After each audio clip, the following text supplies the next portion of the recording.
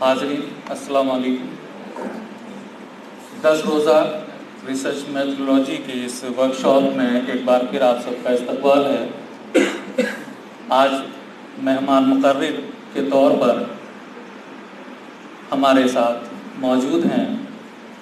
Centre of advance study شعبہ اردو کے coordinator, ایک عظیم محقق اور ایک بےحد شفیق استاد پروفیسر سید محمد ہاشم صاحب۔ ہم ان کا استقبال کرتے ہیں اور آپ سے بھی درخواست ہے زوردار تالیوں کے ساتھ ان کا استقبال کیا جائے۔ یہ اس لیے ضروری تھا کہ آپ لوگوں میں جو انتشار 10 منٹ کے لیے ابھی پیدا ہوا تھا شاید وہ واپس لوٹ آئے اور آپ ایک ایسی گفتگو کے لیے تیار ہو سکیں جو ابھی آپ کو سننے کو ملنا ہے۔ جہاں تک ہمارے مہمان مقرر محترم جناب پروفیسر سید محمد ہاشم صاحب کا، ان کے بارے میں اگر ذکر کیا جائے تو ایک طویل وقت درکار ہوگا کہ ان کے تمام کارناموں پر روشنی ڈالی جا سکے۔ 36 سال تقریباً ان کو شعبہ اردو سے وابستہ ہوئے ہو چکے ہیں اور اپنی ایز اسکالر، چاہے ہم اسکالر کے طور پر دیکھیں چاہے استاد کے طور پر دیکھیں، ان کا جو مقام،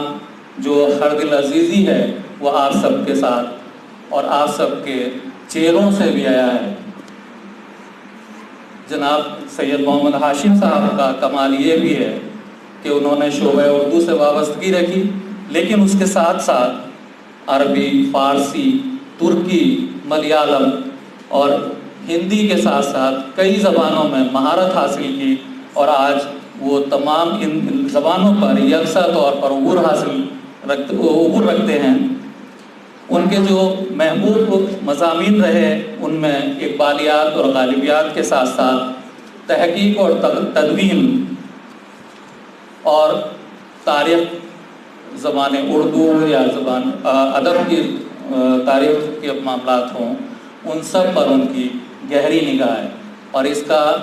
اگر ہم ایک جائزہ لینا بھی چاہیں تو ان کی جو کتابیں ہیں جو عالمی سطح پر اردو کی، چاہے نئی بستیاں ہوں چاہے پرانی بستیاں ہوں، ان سبھی جگہ ان کی ان کتابوں کا چرچا عام رہا ہے، جن میں تحقیق و تدوین، اردو تنقید کی اساس، سید سلیمان ندوی اور ادبی کارنامے، اقبال فکر و فن، اشاریہ تنقید، سید سلیمان ندوی سیرت و شخصیت، اور ایک بیحد اہم جو مقالات کا مجموعہ کمپائل کیا گیا تھا ہم ادب کیوں پڑھتے ہیں کے عنوان سے، وہ بھی انہی کے زیر ادارت شائع ہوا ہے۔ اور یہ کتابیں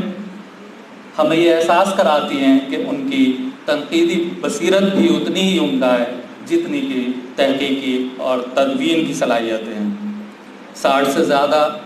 ریسرچ پیپرز ان کے، ممکن ہے ابھی ان میں اضافہ ہوا ہو کیونکہ میں نے تو ابھی یہ نیٹ سے یہ سرچ کر کے تھوڑا سا ابھی جلدی میں نے میٹیریل حاصل کیا، اور فی الحال کم سے کم 60 سے زیادہ کا جو اس پہ اندراج ہے، اس سے زیادہ ان کے ریسرچ پیپر شائع ہو چکے ہیں جو کہ بین الاقوامی اور مقامی دونوں جگہ، یا کہنا چاہیے قومی سطح پر اور بین الاقوامی سطح پر ان کے مقالات متواتر شائع ہوتے رہے ہیں۔ بہت سے انعامات اور اعزازات ان کو حاصل ہوئے ہیں۔ رفتار جو کہ آرگن ہے اردو، شعبہ اردو کا، اس کے کئی سال مدیر رہ چکے ہیں۔ سہمائی فکر و نظر اس کے ابھی مدیر ہیں، اور یقیناً جن حضرات نے بھی اس رسالے کو پڑھا ہے ان کو یہ اندازہ ہے کہ اس کی تحقیقی نوعیت کتنی اعلیٰ ہے۔ اور آج بلکہ کل یہ غلام نبی کمار صاحب جو کہ کشمیر سے تشریف لائے ہیں، اور سالک برار صاحب جو کہ مالے کوٹلہ سے اسی ورکشاپ میں شرکت کے لیے تشریف لائے ہوئے ہیں، ان سے جب ذکر ہوا تھا تو انہوں نے اس قدر تعریف کی، اور یہ مجھ سے خود ہی انہوں نے کہا تھا کہ کل سب سے پہلا کام یہی کرنا ہے کہ فکر و نظر کی ممبرشپ لینا ہے۔ تو اس سے یہ معلوم ہوتا ہے کہ ملکی اور غیر ملکی بیرونی ممالک سبھی جگہ پر اس جو رسالہ ہے اس کے مقالات کی چرچا ہوتی ہے، اور یقیناً لوگ اس سے استفادہ کر رہے ہیں۔ सैयद मोहम्मद हाशिम साहब यूँ तो बहुत सी यूनिवर्सिटीज़ में अपने जो कहते हैं बोर्ड ऑफ स्टडीज़ वगैरह की जो कमेटियाँ होती हैं उसमें सरगर्म रहे हैं, लेकिन उसके साथ साथ राजस्थान, उत्तराखंड और यूपी की कई मुख्तलिफ़ यूनिवर्सिटियों में वो अभी भी मेंबर हैं और बोर्ड ऑफ स्टडीज़ के, और उसके साथ साथ दीगर जो फ़राइज़ होते हैं जो जिनको कि हम कॉन्फिडेंशियल भी कहते हैं, उनमें वो अपने फ़राइज़ जो है अंजाम देते रहे हैं। सबसे अहम बात ये कि आज वो यहाँ हैं और यकीनन हमें उनसे ये सीखने को मिलेगा कि रिसर्च के दौरान किस तरह के मसाइल का सामना करना होता है। ख़ास तौर पर मखतूतात शनासी जो ऐसा हुनर है जो बहुत मुश्किल से लोगों को हासिल होता है, उस पर हमारे हाशिम साहब को तो दस्तरस हासिल है। उनसे हम ये सीखना चाहेंगे कि यकीनन जो मखतूता शनासी है उसका हुनर हम कैसे हासिल कर सकते हैं और किस तरह से मखतूतों को पढ़ा जा सकता है। इसके साथ साथ उनकी जो तहकीकी काविशें हैं यकीनन उनका भी कहीं ना कहीं जिक्र होगा, और साथ ही साथ हमें तहकीक के मसाइल को हल करने में किस तरह की दुश्वारियाँ आती हैं और उनको किस तरह से हम हल कर सकते हैं, उन पर उनकी गुफ्तगू होगी। और एक रिसर्च स्कॉलर के लिए जो सबसे ज़रूरी होता है वो है वक्त। एक मुकर्ररा वक्त के अंदर आपको अपना मकाला तैयार करना होता है, और उस वक्त की अगर सही अहमियत, उस वक्त के सही इस्तेमाल को अगर आपने समझना है तो यकीनन वो सैयद मोहम्मद हाशिम साहब से सीखा जा सकता है। वो अपने एक एक लम्हे को किस तरह नफ़ा बख्श इल्म हासिल करने में लगाते हैं, ये यकीनन उन्हीं से सीखा जा सकता है। और मुझे पूरा यकीन है कि जब आप उनकी गुफ्तगू यहाँ सुनेंगे तो यकीनन आपको ये एहसास होगा। खान साहब ने मुबालगे में गुलू की हद तक कारनामा अंजाम दिया है। इसके लिए मैं अपने को बहुत नीचा महसूस कर रहा हूँ और आपका बहुत शुक्रगुजार हूँ कि आपने रुसवाई का कोई सामान छोड़ा नहीं है। ये इनकी आली ज़र्फ़ी है और इनकी दिली मोहब्बत है। एक उस्ताद को और एक अदब के तालिब इल्म को जो कुछ होना चाहिए, मैं उसको उनकी तवक्कुआत को भी पूरा नहीं करता हूँ, लेकिन एक फ़र्ज़ है, हर टीचर का फ़र्ज़ होता है अपने साथियों के साथ, अपने बच्चों के साथ, अपने स्कॉलर्स के साथ ज़्यादा से ज़्यादा वक्त देने का, दिलचस्पी लेकर के उनके काम को बेहतर से बेहतर बनाने का वो खिदमत अंजाम देने की कोशिश करते हैं। डॉक्टर आफ्ताब आलम साहब, फुरकान साहब, हमारे सीनियर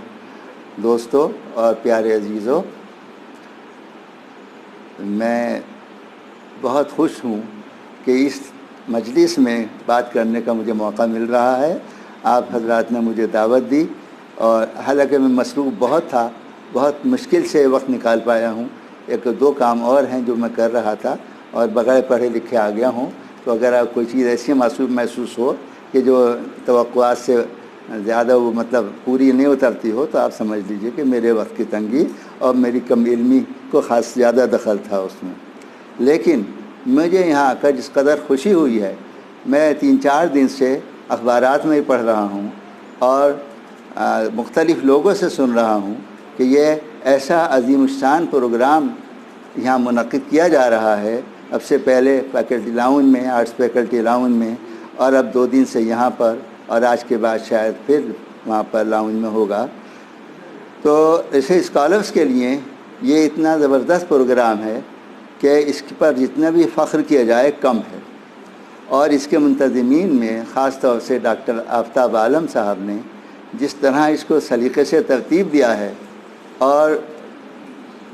बहुत मेहनत और मशक्क़त और खुशामद कर के असातिज़ा किराम की और उनके मदऊ किया है और यहाँ आपके सामने पेश किया है, और कितने बड़े बड़े आली मकाम, आली वक़ार लोग जो हैं यहाँ तशरीफ़ लाए हैं, आपसे गुफ्तगू की है उन्होंने। तो ये इन्हीं का कलेजा था और इन्हीं काविश का समरा था कि इन्होंने इतने अच्छे लोगों को यहाँ जमा किया, और ये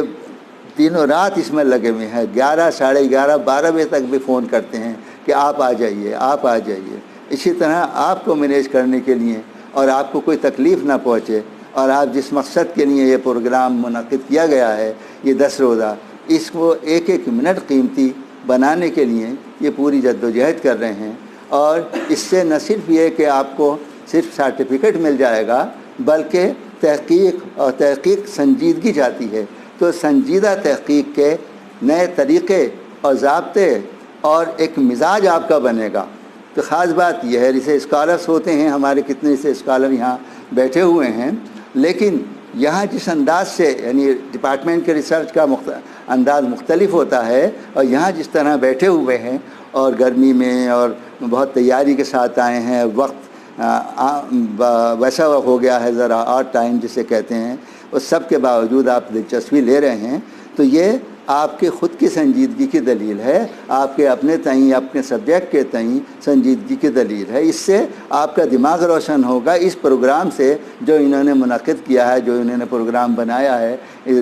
10 دن کا، اس سے ہمارے ریسرچ اسکالرس کو، چاہے وہ کسی ڈپارٹمنٹ کے ہوں، اور میں دیکھ رہا ہوں کہ اردو کے علاوہ اور بھی کئی ڈپارٹمنٹ کے ہمارے ساتھی موجود ہیں، تو یہ سب مل کر کے ایک گلدستہ بنے گا، اور گلدستے میں کئی قسم کے پھول ہوتے ہیں، اور اس میں خوشبو بھی ہوتی ہے اور رنگ بھی ہوتے ہیں ڈفرینٹ ٹائپ کے، الگ الگ رنگ کے۔ یہ سب چیزیں آپ کے ہاں نظر آ رہی ہیں، اور اس سب کا کریڈٹ جو ہے نمبر 1 پر آفتاب عالم صاحب کو جاتا ہے، ڈاکٹر فرقان صاحب کو جاتا ہے، جسیم محمد صاحب کو جاتا ہے، جن لوگوں نے اس کا مطلب آگے بڑھانے میں تعاون کیا، ان سب کو جاتا ہے، اور سب سے اور ہمارے حنیف کو جاتا ہے، اور وہ لوگ شاہ نواز وغیرہ، یہ جتنے لوگ ہیں یہ بھی بڑی محنت کر رہے ہیں، طلحہ، شاہ نواز وغیرہ، ان سب نے بڑی محنت سے اس کو ارینج کرنے میں مدد تعاون کیا ہے۔ اور اس سب کے ساتھ ساتھ آپ سب کو بھی کریڈٹ جاتا ہے کہ آپ سب اپنا قیمتی وقت نکال کر کے یہاں آئے ہیں۔ سرٹیفکیٹ مل بھی سکتا تھا آپ کو،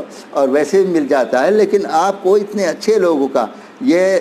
یونیورسٹی میں جو لیکچررز ہوتے ہیں انہیں جب آخری عمر ان کی آ جاتی ہے لیکچرر کی، تو ریڈر بننے کے لیے کچھ پروگرام کرنے ہوتے ہیں ریفریشر کورس کے۔ لیکچر کے لیے اکیڈمک اسٹاف کالج میں ریفریشر کورس کے پروگرام ہوتے ہیں، تو وہاں سینئر ٹیچر پورے ہندوستان کے آتے ہیں۔ ہمارے پروفیسر عبدالرحیم قدوائی صاحب اس کے ڈائریکٹر ہیں، ہمارے پروفیسر صغیر صاحب اس کو کوآرڈینیٹ کرتے رہے ہیں برس سے۔ تو وہ ٹیچرز کے لیے ہوتا تھا، لیکن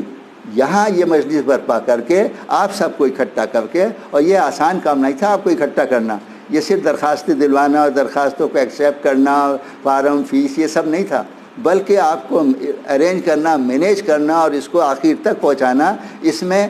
آج میں اتفاق سے ایک ضرورت سے رات 11:30 بجے گھر سے نکلا، دودھ پور آیا، تو اچانک نظر پڑی کہ آفتاب صاحب جا رہے ہیں۔ میں نے کہا ہیں 11:30 بجے کہ سر وہاں سے آ رہا ہوں، ایک جاوید صاحب ہیں وہ آئے ہوئے ہیں، ان سے مل کر کے ان سے ٹائم لے کر کے میں آ رہا ہوں تاکہ کل کا پروگرام ان کا بہت اچھا ہو جائے۔ ایک اور صاحب تھے ثناء اللہ صاحب، کون صاحب، ان سے معذرت کر لی چونکہ ان کے پاس آج ہی کا وقت ہے، تو میں نے سوچا ان کو بھی اپنے ساتھیوں سے، اپنے شاگردوں سے ملا دوں، اور ان سے بھی بہت کچھ سیکھنے کا موقع ملے گا۔ تو رات کے 11:30 آپ تصور نہیں کر سکتے کہ رات کو 11:30 بجے، اور کل ذرا حالات میں، ماحول میں، سیاسی ماحول میں ملک کے بدمزگی تھی کل شام، اور جلدی جلدی دکانیں بند ہو رہی تھیں، کچھ افواہیں اڑ گئی تھیں، تو ان حالات میں یہ اکیلے پیدل جا رہے تھے۔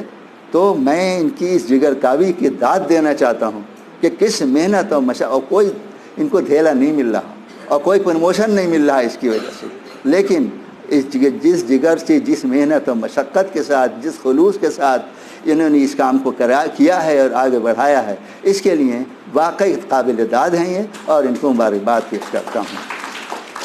اور ان کے ساتھ ساتھ آپ سب کو مبارکباد پیش کرتا ہوں۔ آپ، مجھے معلوم نہیں کیا کیا ٹاپک رہے ہیں اس دوران، اور آپ کیا کیا باتیں سن چکے ہیں، تو بعض چیزوں میں تکرار ہو جاتی ہے اور بعض چیزیں تیسرا رہ جاتی ہیں، تو یہ میں سمجھ نہیں پا رہا ہوں، لیکن ایک چھوٹی سی بات انہوں نے کہی کہ آپ کے پاس وقت بہت تنگ ہے، ہمارے بچے دوپہر 2 بجے سے بور ہو، مطلب یہ میں نے اپنے دل سے کہا، بیٹھے ہوئے ہیں، اور ایسا نہ ہو کہ ان کا مطلب زیادہ دل آزاری ہو جائے، تو وقت کا خیال رکھتے ہوئے آدھا گھنٹہ، پون گھنٹے کے اندر، اور اس میں بھی 10 منٹ میں نے آپ کے ضائع کر دیے، لیکن ظاہر ہے آپ پریشان مت ہوئیے، انہی حدود میں بات کر لوں گا میں۔ تو یہ میں نے محسوس کیا کہ یہ آپ کی خواہش یا آپ کی فرمائش، یا انہوں نے جو آخر میں تدوین کا مسئلہ اٹھایا، उस सिलसिले में थोड़ी सी बात कर ली जाए, वरना तहक़ीक़ का दायरा हमारे बहुत सारे तालिब इल्म, इनमें से तकरीबन 70% तालिब इल्म वो हैं जिनको मैं या तो MA में तहक़ीक़ पढ़ा चुका हूँ, तहक़ीक़ व तदवीन, या वो PhD में ये जो अपना कोर्स वर्क है इसमें बातचीत हो चुकी है, इनके साथ रहे हैं पिछले साल में। तो ये सब बहुत सी चीज़ों से वाकिफ़ हैं। और दूसरे डिपार्टमेंट के वो हजरात जो हैं या नए लोग जिनके अभी दाखिले हुए हैं या हो रहे हैं, उन्हें कोर्स वर्क करने का मौका नहीं मिला है, तो उनके लिए कुछ चीज़ें नहीं हो जाएंगी और उन लोगों के लिए पुख्तगी आ जाएगी, या अगर तकरार भी हो जाए तो कोई हर्ज नहीं है। लेकिन ये बताना ये है कि तहक़ीक़ जो है, जो हम सब का लाजिमा है, MA तक हम तालिब इल्म थे और PhD में दाखिले के बाद असल तालिब इल्म हुए हैं,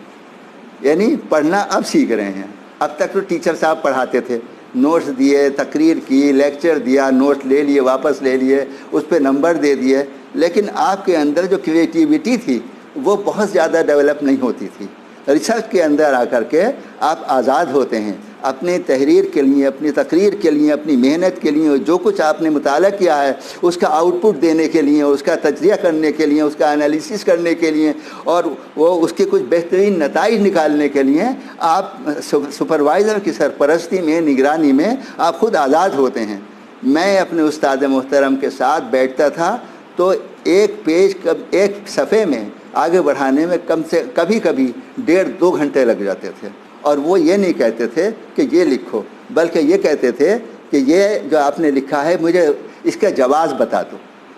कि मतलब इसकी वजह क्या है और साबित कर दो, आगे बढ़ जाओ। और मेरे और उनके दरमियान खूब टकराव रहता था और वो इतने शरीफ तबा, शरीफ नफ्स थे कि अपनी बात नहीं लादते थे मेरे ऊपर, बल्कि मेरी जो तख्लीक़ की सलाहियत है, तहक़ीक़ की सलाहियत है, ख़ुद उभर के आए। उसी ज़माने में जब मैं रिसर्च में आया था तो रिसर्च में 14 पेपर मेरे इंटरनेशनल फेम के जर्नल्स में और आक़ में और मारिफ में इधर उधर शाया हो चुके थे। तो वो ज़रा नाम माम उस ज़माने में हो गया था, नौजवानों का सबका ही हो जाता है अगर इस तरह की चीज़ें हों। तो जो ये है, हमारे जो असातिज़ा हैं ये हमारी ऐसी तरबियत करते रहे हैं, तो आपको जो असातिज़ा मिले हैं वो बड़ी कीमती दौलत हैं और आपको उनसे फ़ायदा उठाना है। और हमारे पिछले मुकर्रिर साहब जावेद साहब बहुत अच्छी, यानी मैंने बाज़ी बातें सुनी उनकी, बहुत अच्छी बातें कह के गए हैं, नोट लेने वाली बात और जो जदीद तरीन टेक्नोलॉजी के इस्तेमाल की बात, गूगल के तमाम जितने फेसेस उन्होंने बताए उसकी बातें, और बहुत कीमती बातें जावेद साहब बता के गए हैं। ख़ास बात यह है, वो नहीं है इस वक्त, लेकिन ख़ास बात यह है कि वो अंग्रेज़ी स्पीकिंग आदमी हैं, लेकिन आपके खातिर से उर्दू बोल रहे थे और बड़े रुक रुक के और ठहर ठहर के बोल रहे थे और उनका एक जुमला नहीं, एक फ़करा तक कमज़ोर नहीं था। तो बहुत जामियत थी उनके अंदर, ज़बान बहुत सुस्ता और शाइस्ता इस्तेमाल कर रहे थे और जो तहक़ीक़ की ज़बान होती सादा और 2-2-4 वाली ज़बान वो इस्तेमाल कर रहे थे और आपको बिल्कुल अपना भाई, अपनी बहन, अपना बच्चा समझ के बात कर रहे थे, जैसे अपने घर में बात की जाती है, अपने कुनबे का एक हिस्सा समझ के बात कर रहे थे। तो मैं बहुत खुश हो रहा था कि मेरे वाक़फ़ियत है उनसे पिछले 15-20 साल से, लेकिन बहुत खुश हो रहा था कि आपके खातिर से वो अपनी ज़बान को कितने सादा अंदाज में इस्तेमाल कर रहे हैं, वरना तेज़ अंग्रेज़ी बोलते तो आपके और हमारे सरों से 1 फीट ऊपर से गुजर जाती और काम उनका हो जाता, तकरीर कर ली और आप भी अटेंड कर लेते। लेकिन बात उन्होंने जो काम की बातें की हैं और बार बार रिपीट की है और जो सवालों के जवाब दिए हैं वो बहुत कीमती है और वो शख्सियत बहुत काबिल कदर शख्सियत है। जावेद अली ख़ान साहब नाम है, जो भी हैं। बहरहाल मैं बहुत ज़्यादा वो नहीं, लेकिन उनके अलग से अलग का तारुफ खासा रहा। तहक़ीक़ से मुताल्लिक़ जो बातें हैं तो ये है कि हमें या तो एक लंबा अरसा हो गया डिपार्टमेंट में, अब तनक़ीदी मौज़ूआत दिए जा रहे हैं। पहले तहक़ीक़ के मौज़ूआत दिए जाते थे, क्या कोई मखतूता दे दिया, और जैसे आपने नुस्ख़ा अर्शी का नाम सुना है, सारिक ने सुना है, तो मखतूता दे दिया जाता था कि आप इसकी तहक़ीक़ कीजिए कि गालिब का है या नहीं है। अब मौलाना अर्शी साहब ने जिस मेहनत और मशक्क़त से वो नुस्ख़ा अर्शी, जिसका नाम नुस्ख़ा अर्शी बाद में रखा गया, वो तैयार किया है, वो तहक़ीक़ के तमाम उसूलों की पाबंदी और मखतूता शनासी के तमाम उसूलों की पाबंदी करते हुए बरस की मेहनत के बाद उन्होंने तैयार किया है। इसी तरह के जो मखतूतात, तकरीबन 3500 मखतूतात हमारे इसमें मौलाना आज़ाद लाइब्रेरी के कुतुबखाने में मौजूद हैं। लाइब्रेरी में मखतूतात सेक्शन में, मैन्यूस्क्रिप्ट सेक्शन में मौजूद और महफूज हैं, اور ان کی بڑی حفاظت کی جا رہی تاکہ وہ گل نہ جائیں. پہلے جو دیواریں نم ہوتی تھیں اس سے لگ کر کے جو گل جاتے تھے، اب ان کا بہت کیمیکلائز کر کے ان کو اور محفوظ کر رہے ہیں، زیادہ عمر ان کی بڑھ جائے، اور اب اس کو جدید تکنیک میں لایا جا رہا ہے. تو ہمارا یہ کام ہوتا تھا یا ہونا چاہیے کہ ہم مخطوطات کو بھی تلاش کریں. ہمارے جو مخطوطات رکے ہوئے ہیں، اور اس کا سبب کیا ہے، ان کو ہائی لائٹ کیا جائے. وجہ کیا ہے؟ وجہ یہ ہے کہ ہم ایک زمانے تک ولی اورنگ آبادی کو اردو کا پہلا شاعر یا اردو کا بابا آدم کہتے تھے. لمبے عرصے تک اردو شاعری کا بابا آدم کہا جاتا رہا. اور ان کی حالت کیا تھی؟ وہ جب 1119 میں جب یہاں پر آئے ہیں وہ دکن سے شمال، تو یہاں پر فارسی شاعری ہو رہی تھی اور سب لوگ فارسی میں شاعری کرتے تھے، حالانکہ اردو جانتے تھے. عوام الناس تو وہی بولی بولتے ہیں جو یا وہی سمجھتے ہیں جو ان کے خاندانوں میں گھروں میں بولی جاتی، وہ اردو تھی. اور جو ادبی لوگ تھے، جو ادیب تھے، ان کے وہ فارسی لکھتے تھے، فارسی بولتے تھے اور شاعری فارسی میں کرتے تھے. اگرچہ اردو جانتے تھے لیکن اردو کو پست معیار، جیسے ریختہ کہا گری پڑی زبان، جیسے اور دوسرے خراب الفاظ، برنش کہا وہ بھی گری پڑی زبان، پراکرت کہا وہ بھی گری پڑی زبان، ایسی ہمارے اردو کو بھی یہی سمجھا جاتا تھا. اور اس میں وہ اتفاق سے ولی صاحب شمالی ہندوستان میں آ گئے اور آ کر کے اپنی شاعری اپنا کلام لے کے آئے تھے. جب یہاں آئے تو رہنے لگے تو ایک دن ایسے ہی گھومنے کے لیے نکلے، جیسے دوسرے شہر کا آدمی اپنے اس شہر میں گھومتا ہے. ایک جگہ انہوں نے دیکھا کچھ لوگ جمع ہیں، 20-25-50 لوگ جمع ہیں. تو جیسے کسی چیز کا تماشا ہوتا ہے، ریچھ کا، بھالو کا یا بندر کا، تو دیکھنے کے لیے بچے ہوتے ہیں. ایسے انہوں نے سوچا پتہ نہیں کیا کس طرح کے لوگ ہیں. وہاں جا کر کے انہوں نے دیکھا تو کسی کے گانے کی آواز آئی. نمی دانم چ منزل بود شب جائے کہ من بودم، بھر سو رقص بسمل بود شب جائے کہ من بودم، خدا خود میر مجلس بود اند اللہ مکان خسرو، محمد شم محفل بود شب جائے کہ من بودم. اس طرح کی وہ پوری غزل خسرو کی ہے، اس طرح حافظ کی غزل، اور وہ ترنم سے گائی جا رہی تھی. یہ بڑے خوش ہوئے اور متاثر ہوئے کہ یہاں کا ماحول جو ہے دہلی میں آئے تھے، یہاں کا دہلی کا ماحول بڑا ادبی ماحول ہے، بڑا شستہ و شائستہ ماحول ہے. اور یہاں سعدی اور حافظ اور جتنے کلاسیکی شعراء ہیں سب لوگوں کو ازبر ہیں. اور صرف وہ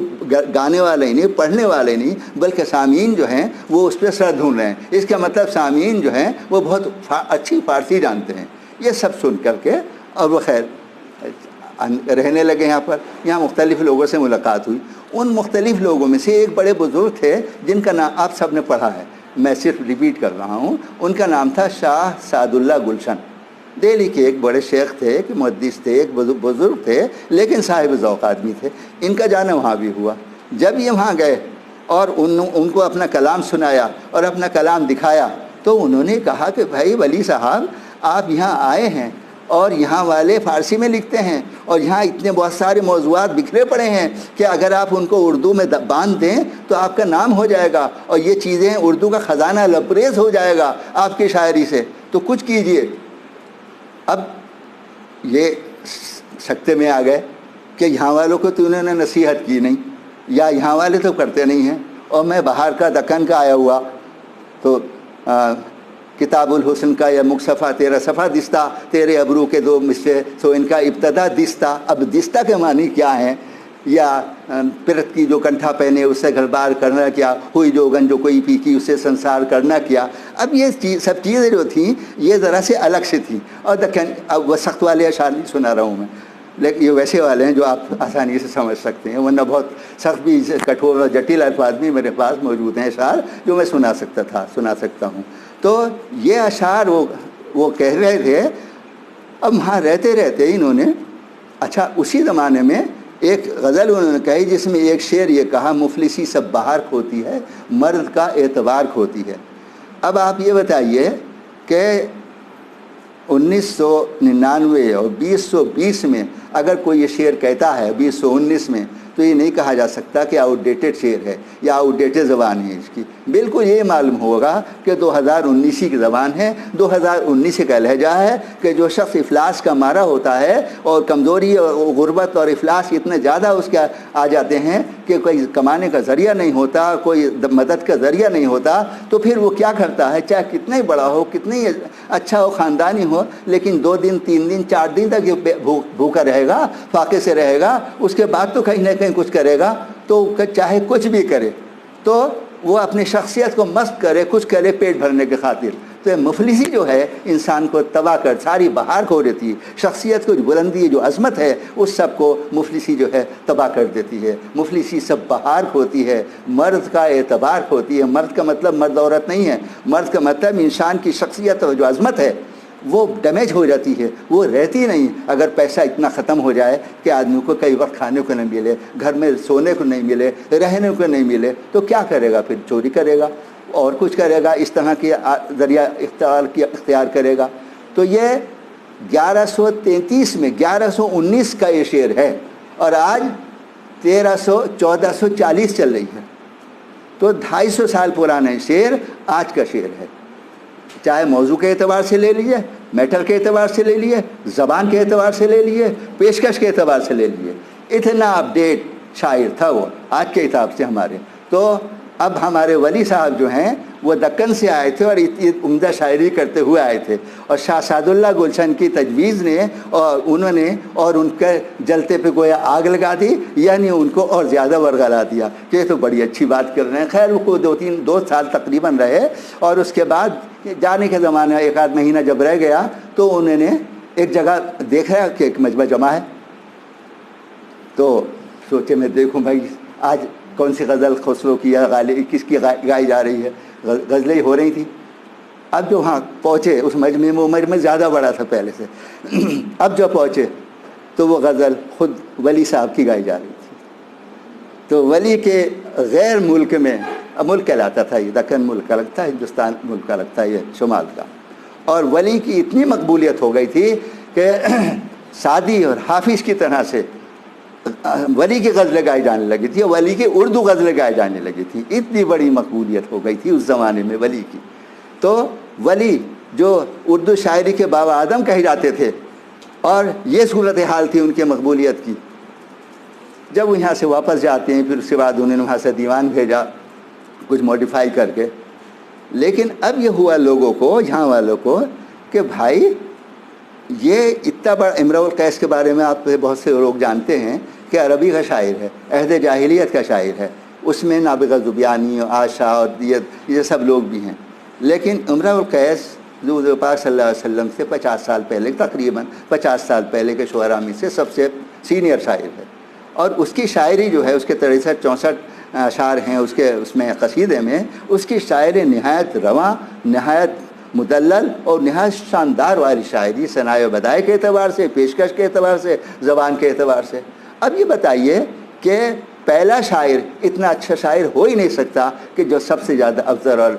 عمدہ ہو جائے۔ اس کا مطلب یہ ہے کہ وہ یقیناً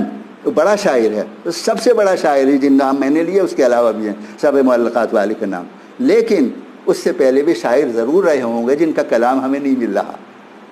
تو گریجولی یہاں تک آیا ہے وہ، ان سے پہلے کا کلام غائب ہو گیا ہے، اس کی وجہ سے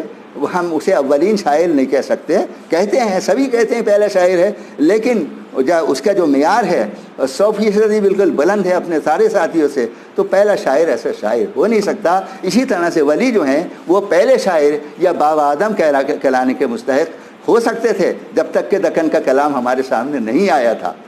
اب جب یہ لوگوں نے دیکھا کہ بھئی یہ دکن سے آئے تھے اور اتنی بڑھیا شاعری کر کے گئے ہیں، اور اب سب ہمیں کہہ رہے ہیں کہ اس زبان میں شاعری کرو جس زبان میں ولی کر کے گئے ہیں، تو ہم دیکھے ہی تو صحیح ذرا جا کر کے۔ اب وہاں دکن جا کے جو دیکھا تو وہاں سراج بھی ہیں، وہاں غواسی بھی ہیں، وہاں ابن نشاطی بھی ہیں، دکن گولکنڈہ میں کچھ لوگ ہیں جو قلی قطب شاہ اور وجہی اور ان کے بعد کی پوری نسلیں ہیں، اور بیجاپور میں ہیں علی عادل شاہ اور علی عادل شاہ ثانی شاہی، اور اس کے بعد ان کے سلسلے اور نصرتی وغیرہ، تو پورے کی پورا گروہ ہے، گروپس ہیں جو شاعری کر رہے ہیں اور شاعری کی تمام اصناف پر تباہ آزمائی کر رہے ہیں۔ وہ شیعہ حضرات تھے تو مرثیہ تو کہتے ہی کہتے، لہٰذا وہاں اچھے سے اچھے مرثیے لکھے گئے اور اچھی سے اچھی مثنویاں لکھی گئیں، طویل سے طویل مثنویاں لکھی گئیں، غزلیں لکھی گئیں، یہاں تک کہ آپ نذیر اکبر آبادی کو اور محمد حسین آزاد کو سب سے بڑا سب سے پہلا شاعر کہتے ہیں اس میں نظم نگاری کا، اور قلی قطب شاہ ہماری نظم نگاری کا سب سے پہلا شاعر تھا۔ گویا آپ سے 400 سال پہلے نظم کی عمر جو ہے 400 سال بڑھ گئی، غزل کی عمر 400 سال بڑھ گئی، مثنوی کی عمر 400 سال بڑھ گئی۔ اب تک ہم ولی کو سمجھتے تھے لیکن اب ان سے 150 سال پہلے تک ہم پہنچ گئے۔ کس کے ذریعے؟ محققین کے ذریعے۔ تو ہمارے محققین نے، ہمارے تحقیق کرنے والوں نے جو اس وقت فرض آپ کو نبھایا جا رہا ہے، جو آپ نبھا رہے ہیں، جو جس کی ذمہ داری آپ کو سونپی گئی ہے کہ ہمارے پرانے جتنے مخطوطات ہیں ان کا مطالعہ کر کے، جتنے ہمارے شعراء ہیں ان کا مطالعہ کر کے ان کو ہائی لائٹ کریں، ان کو روشنی میں لائیں اور نئی نسل کے سامنے پیش کریں کہ ولی ہی سب سے پہلے شاعر نہیں ہیں، بلکہ ولی سے پہلے غواصی اور وہ جو تھے کیا کہتے ہیں ابن نشاطی، پھول بند اور ان جتنے شاعر تھے، وجیح کے سبرس اور خود قلی قطب شاہ اور علی عادل شاہ اور ان کی پوری نسلیں۔ میں نے ایک آدھ مرتبہ پڑھا بھی سنا بھی چکا ہوں کہ صاحب وہ جو ہیں ہمارے نصرتی علی عادل شاہ ثانی کے وہ ہیں ملک الشعراء ہیں، اور وہ کیا بول رہے ہیں؟ جہاں تو کٹک لے ٹک اٹک سنمک ہٹک سوندل کیا، کھڑکاں کو کھڑکاں الگ ادھی گھر یک کھڑک ہوئی گھر کری۔ تو ایسی زبان جو جٹل زبان، جو کٹھن زبان ہے وہ اس وقت بول رہے ہیں، لیکن وہ زبان مشکل نہیں ہے، وہ زبان ہم چونکہ نہیں سمجھ پا رہے ہیں اس لیے ہمیں مشکل لگ رہی ہے، 2-3 الفاظ کا الٹ پھیر کے بعد وہ الفاظ ہماری سمجھ میں آنے لگیں گے۔ یا اے شہد، اسی کے شعر کا جو ہے اسی قصیدے کا پہلا شعر ہے، اے شہ تو ہم نام علی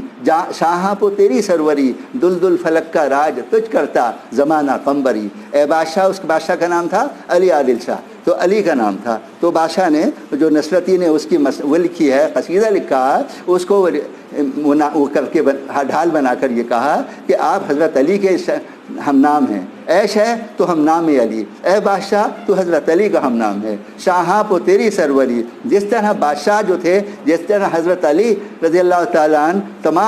تمام بادشاہوں پر اپنا دبدبہ رکھتے تھے، اپنی ان کی حکومت تھی اور ہر پوری دنیا میں ان کا دبدبہ قائم تھا، اسی طرح اے علی عادل شاہ، اے بادشاہ تو بادشاہ آپ کا حضرت علی کا ہم نام ہے، اس دور میں پورے اس میں تیرا بھی دبدبہ قائم ہے۔ شاہاں پو تیری سروری، سرورینی سرداری، تو تم بادشاہوں کا سردار ہے، خود بادشاہ ہے، بادشاہوں کا سردار ہے، اس لیے کہ تو حضرت علی کا ہم نام ہے۔ دل فلک کا راج تجھ کرتا زمانہ قمبری، پھر اس کے تاریخی واقعات ہیں اور اس کے معاملات ہیں۔ اور دارا ستے کجرا اٹل تجھ داب تل دابے گئے، دارا ستے کجرا اٹل تجھ داب تل دابے گئے، اور چار کر جب جگ میں تو ظاہر کیا اسکندری۔ دارا جیسے بڑے سے بڑے بادشاہ، بڑے سے بڑے پہلوان، وہاں ایک ایک پہلوان نکلتا تھا جنگ کرنے کے لیے، ایک ساتھ پوری فوج نہیں آتی تھی۔ دارا سطح مانی جیسے، دارا جیسے بڑے سے بڑے پہلوان، دارا سطح کجراؤ اٹل، کج مانی ٹیڑھا، کجراؤ ٹیڑھی چال چلنے والے، دارا جیسے ٹیڑھی چال مطلب اپنے کے سامنے کسی کو خاطر میں نہیں لاتے تھے۔ دارا سطح کجراؤ اٹل تجھے داب تل دابے گئے، تیری داب کے سامنے، تیرے دبدبے کے سامنے وہ نیچے گر گئے، سر نگو ہو گئے۔ دارا سطح کجراؤ اٹل تجھ داب تل دابے گئے، اور چار کر جب تو نے جگ میں ظاہر کیا اسکندری، جب تو نے اپنے اس کے شور مچا کر ان کو ڈانٹ ڈپٹ کر، اور جب اپنے تو بادشاہت کا اظہار کیا، اسکندری مانی بادشاہت ظاہر کیا، تو سب کے سب جتنے بڑے بڑے بادشاہ و پہلوان سب کے سب اے بادشاہ تیرے سامنے سر نگو ہو چکے ہیں۔ یہ کس نے دیا ہمیں؟ یہ ہمارے محققین نے دیا۔ ہمارے محققین نے یہ ثابت کیا کہ ولی ہی پہلے شاعر نہیں ہے، ولی سے پہلے اتنی عمدہ شاعری دکن میں ہو چکی ہے، چاہے علی عادل شاہ کے ہاں ہو بیجاپور میں، اور چاہے دکن میں گولکنڈہ میں۔ تو یہ کام کس نے کیا؟ یہ آپ لوگوں نے کیا، آپ کے بڑوں نے کیا، آپ کے محققین نے کیا۔ ان کا نام کیا ہے؟ مولوی عبدالحق، عبد القادر سروری، اور محمود شیرانی، اور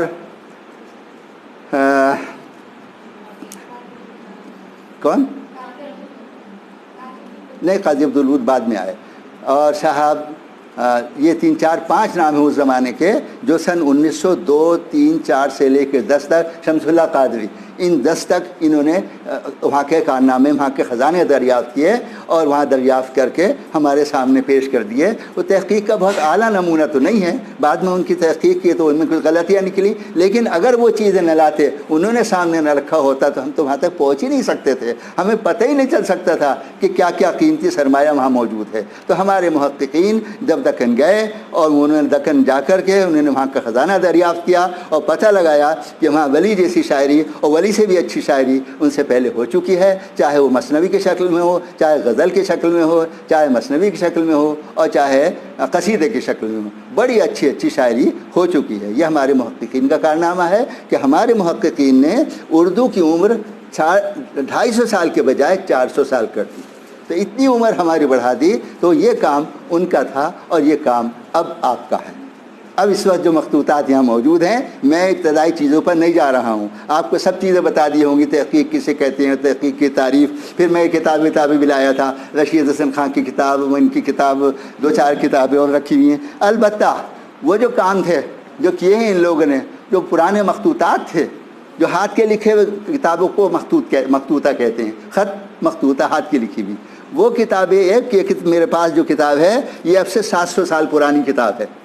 سمجھ میں ہے، فارسی کی کتاب ہے، ایک بہت بڑے شاعر تھے صاحب، ان کا دیوان ہے، اس میں دیمک نے کاٹ رکھا ہے اور بہت ساری چیزیں غائب ہو گئی ہیں، لیکن یہ ہم اس پر تحقیق کر رہے ہیں، تحقیق کریں گے اور نئی شکل میں سامنے آئیں گی۔ اس کے حالات بہت خراب ہو گئے ہیں، کل کو ڈاکٹر آفتاب صاحب اور یہ آپ کے دوست سب نکال کے دکھائیں گے کہ اس میں کیا کیا چیزیں کٹ چکی ہیں، گل چکی ہیں، اور ہمارے محققوں کو کیا کرنا ہوتا ہے۔ کلیل و دمنہ ہے، اس کے اندر بھی بہت سے اوراق کٹ گئے ہیں اور دیمک نے کھا لیا ہے ان کو، تو یہ سب چیزیں سمجھ میں نہیں آ رہی ہیں، اور یہ تحقیق کے بعد سمجھ میں آئیں گی جب ہم دوسرا تیسرا نسخہ دریافت کریں گے۔ آپ کو نظر نہیں آئے گا آسانی سے، لیکن یہ ہر جگہ سے کٹا ہوا ہے۔ یہ جو آپ کو کالے کالے نشان دکھ رہے ہیں یہ کٹنگ کے نشان ہیں، یہ اوپر کا صفحہ نہیں ہے، اوپر کے صفحے سے 3-4 صفحوں تک ان کیڑوں نے کاٹ دیا ہے، تو 3-4-5 صفحے تک وہ الفاظ غائب ہو چکے ہیں جو لکھے ہوئے تھے۔ اب وہ محقق کہاں سے لائے گا؟ تو وہ تلاش کرے گا، اس کتاب کا تو غائب ہو گئے، اب اس نسخے کو دنیا میں دوسری جگہ تلاش کرے گا، سب جگہ۔ اگر کہیں بھی یہ نسخہ مل جاتا ہے تو اس کا مقابلہ کرے گا، موازنہ کرے گا، اور موازنہ کرنے کے بعد ان الفاظ کو، ان لفظوں کو، ان حرفوں کو جو اس میں سے اومٹ ہو گئے، نکل گئے، غائب ہو گئے، ان کو پھر اس میں پیش کرے گا۔ یا کوئی اور طریقہ ہوتا ہے، اس تصحیح کے کئی طریقے ہوتے ہیں، اس میں ایک طریقہ یہ ہوتا ہے کہ وہیں رکھ دیا جائے جہاں گیپ ہو گیا ہے، دوسرا طریقہ یہ ہوتا ہے کہ حواشی میں رکھ دیا جائے۔ نیچے میں نے ایم اے والوں کو پڑھا چکا ہوں، اس لیے ان کو دہرانا نہیں چاہتا کہ حاشیہ جو ہے، اختلاف نسخ جو ہے، تو اس میں نیچے رکھا جاتا ہے بعض چیزوں کو وہیں رکھ دیا جاتا ہے اور بدل کر لیا جاتا ہے۔ تو بہرحال یہ کام یہ محققین کا کام ہے، اور یہ مخطوطہ ہے، جو ہاتھ کی لکھی ہوئی چیزیں ہیں انہیں مخطوطہ کہتے ہیں۔ میرے پاس 22-23 مخطوطہ اس وقت ہیں جو اس حالت میں ہیں، اور اس پہ کام رفتہ ہوتا رہے گا۔ تو یہ جب آپ جائیں گے وہاں پر مولانا آزاد لائبریری کے مخطوطات سیکشن میں، تو آپ کو بھی مطالعہ کرنے کا موقع، ملاحظہ کرنے کا موقع ملے گا، اور کاش کہ آپ کو بھی ایسا موضوع مل جائے جو آپ اس میں کام کر سکیں اور ایک نئی چیز پیش کر سکیں۔ نسیم صاحب جو بنارس ہندو یونیورسٹی کے اردو کے صدر شعبہ تھے، انہوں نے کام کیا ہے سودا کی غزلوں پر۔ سودا کے قصیدے تو آپ نے بہت سن رکھے ہیں، لیکن سودا کی غزلیں جو ہیں وہ شاید آپ بہت زیادہ پڑھی ہیں، آپ نے 2-2 3-3 غزلیں پڑھی ہیں اپنے کورسز میں، لیکن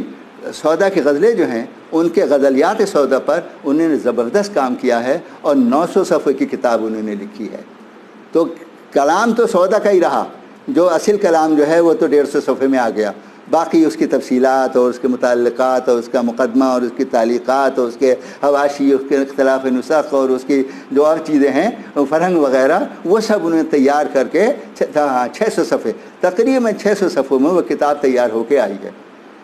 اور پھر سودا کی رہی ہے، نسیم صاحب کی نہیں ہو سکی۔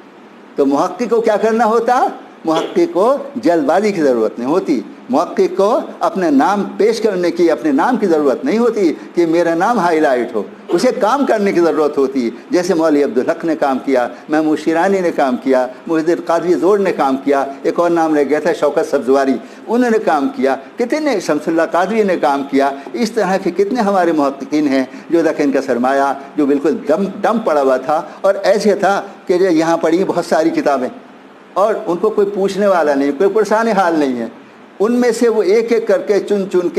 کے ان حضرات نے برسوں کی محنت کے بعد یہ کتابیں اکٹھا کی ہیں اور یہ ہمارے سامنے لا کر کے اور طبع کر کے شائع کی ہیں، کہ لکھوا کر کے چھپوا کر شائع کی ہیں۔ ان میں بھی جہاں سراخ رہ گئے، ان میں بھی جہاں الفاظ رہ گئے، ان کو انہوں نے وہیں چھوڑ دیا کہ اگلا جو محقق آئے گا وہ اس جگہ کو فل اپ کر لے گا۔ یہ خزانہ صرف یہی نہیں ہے، ہو سکتا ہے انڈیا آفس لائبریری میں ہو جو یا برٹش میوزیم میں ہو جو انگلینڈ والے لے گئے ہم سے چھین کے، وہ ہمارا پیسہ دولت کوہ نور ہیرا ہی نہیں لے گئے ہیں، ہمارے علمی خزانے بھی لے گئے ہیں۔ وہ خالص علمی لوگ تھے، انگریز کے لوگ، وہ ہم سے بہت کچھ لے گئے ہیں اور انہوں نے وہاں جا کے محفوظ رکھ لیا۔ ہم نے اپنے پردادا کی چیزوں کو گلا دیا ہے، سمجھے، اور کوڑے میں ڈال دیا، ارے کون پڑھے گا ان کو۔ اور انہوں نے جبکہ اردو نہیں جانتے وہ لوگ، اردو ان کا خزانہ نہیں ہے، مشرقیات ان کا سرمایہ نہیں ہے، سمجھ گئے، اس کے باوجود انہوں نے اکٹھا کیا، جمع کیا اور ہمارے لیے محفوظ کر دیا۔ ہمارے مختار الدین آرزو صاحب، ہمارے کتنے بڑے بڑے پروفیسر، سینئر اساتذہ وہاں گئے انگلینڈ میں اور ان برٹش میوزیم اور انڈیا آفس لائبریری کے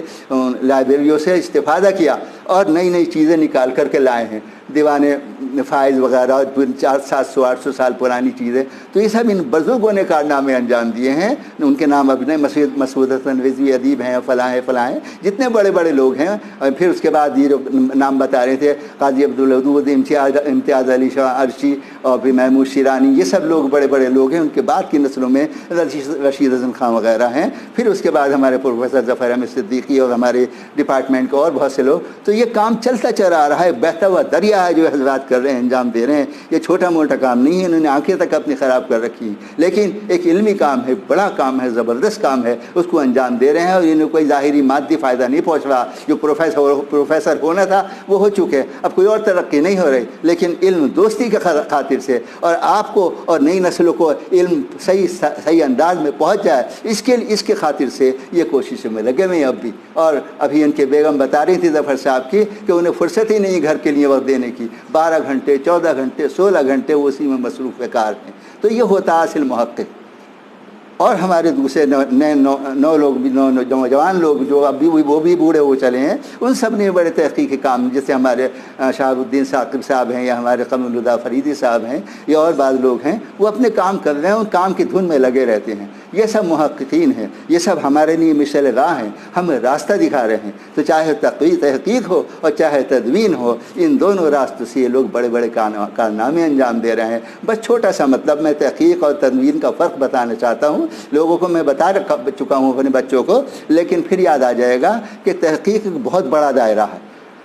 جیسے یہ پورا ابن سینا اکیڈمی جو ہے، تو یہ پورا کمپلیکس ہے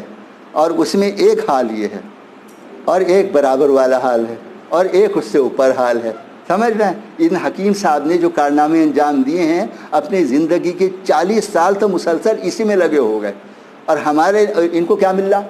جو کچھ مل رہا تھا مل گیا۔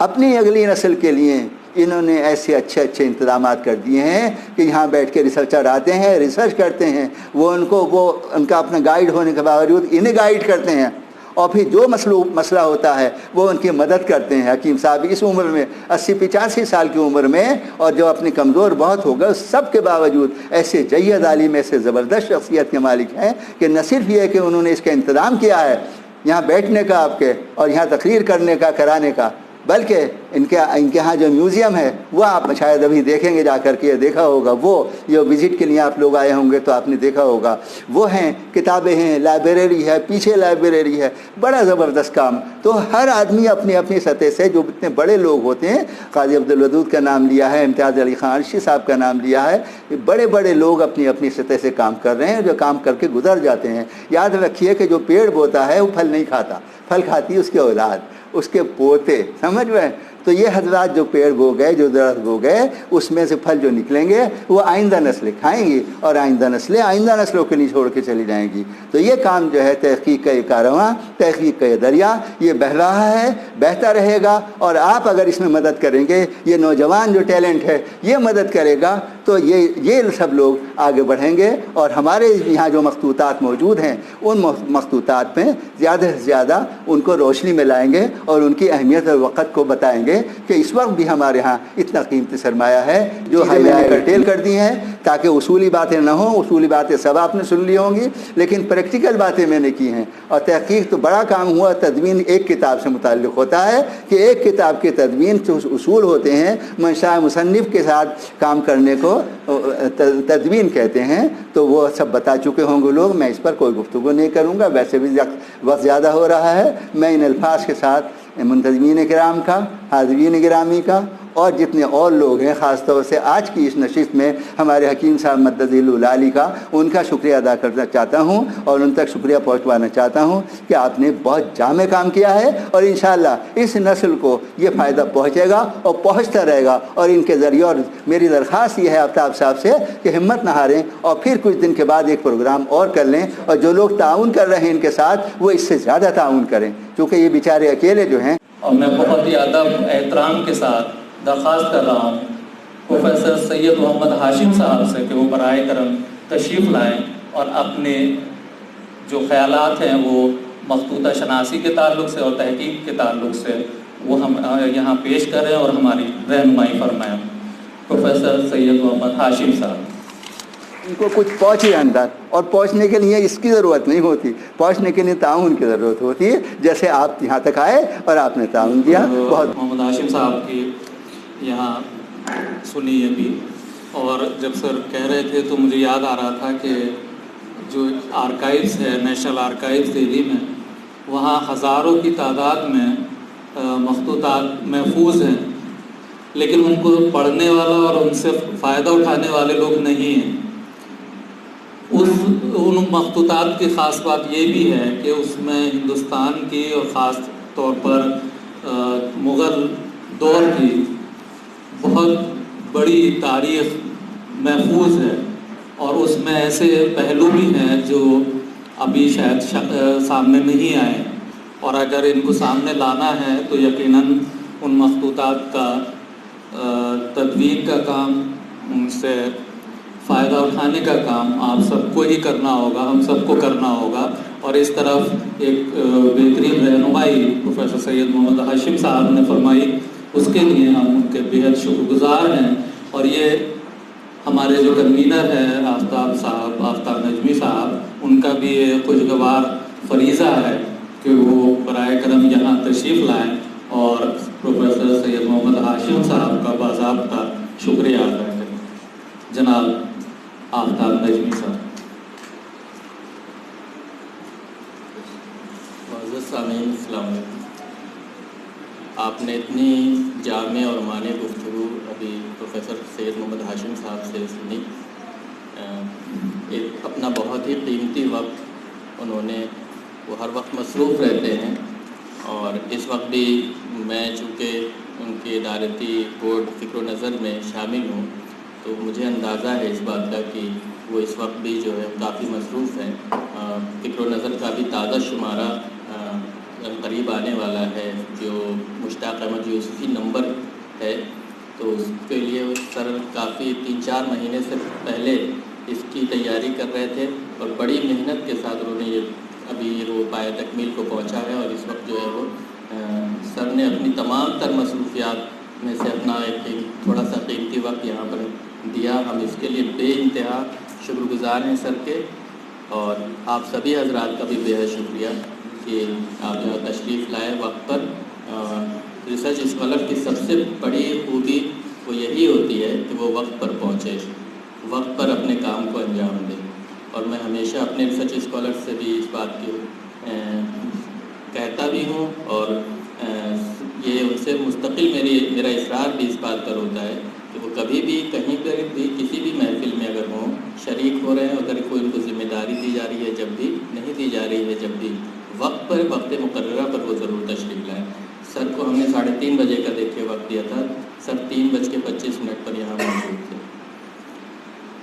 سب سے بڑی اکیڈمی جو جس وقت جہاں آپ بیٹھے ہوئے ہیں، اگر ان کو 4:30 بجے کا 4:45 بجے کا وقت ہم نے اس دن کل دیا تو 4:30 بجے سے پہلے وہ 2-3 منٹ پہلے وہ یہاں موجود تھے۔ تو یہ ہم لوگوں کو بھی اس طرح سے اپنے آپ کو بنانا ہوگا، اور اگر ہم اس چیز کو اب قائم کر لیں گے، اپنی زندگی میں اتار لیں گے، اس صلاحیت کو پیدا کر لیں گے، تو ہمارا اگلا جتنے بھی ہمارے اگلے مراحل ہیں، تحقیقی کے نہیں بلکہ میں محسوس کرتا ہوں کہ میں بھی آج جو کچھ ہوں اس میں ایک بڑا حصہ وقت کی پابندی کا ہے۔ پروفیسر ابوالکلام قاسمی صاحب میرے سپروائزر تھے، اور وقت کی پابندی سب جانتے ہیں ان ڈپارٹمنٹ میں کہ وہ بھی جو ہے وہ اسی طرح سے کرتے تھے اور کرواتے بھی تھے۔ وہ بنا دیکھے چیمبر سے باہر اگر انہوں نے ہمیں وقت دے دیا ہے کہ 9:25 پر تم کو آنا ہے، 9:30 پر آنا ہے، تو ان کو یہ پتہ ہوتا تھا اور اتنا یقین ہوتا تھا کہ میرا ریسرچ اسکالر 9:28 پر وہاں ہوگا کھڑا، تو وہ صرف آواز دیتے تھے کہ آفتاب آ جاؤ اندر، یہ نہیں دیکھتے تھے کہ وہ ہے کہ نہیں ہے۔ تو یہ چیز اگر آپ لوگوں کے اندر بھی آ جائے تو مجھے لگتا ہے کہ کامیابی سے آپ کو کوئی نہیں روک سکتا ہے۔ شکریہ، جزاک اللہ۔ کل ابن سینا اکیڈمی میں آج یہاں پر پروگرام مکمل ہو چکا ہے، کل فیکلٹی لاؤنج پہ ٹھیک 2:30 پر تشریف لائیے، 2 بے انتہا اہم لیکچر وہاں پر ہوں گے، اور کل ہی آپ لوگ اگر کوشش کریے کہ اپنے اسائنمنٹ سبمٹ کر لیجیے۔ شکریہ۔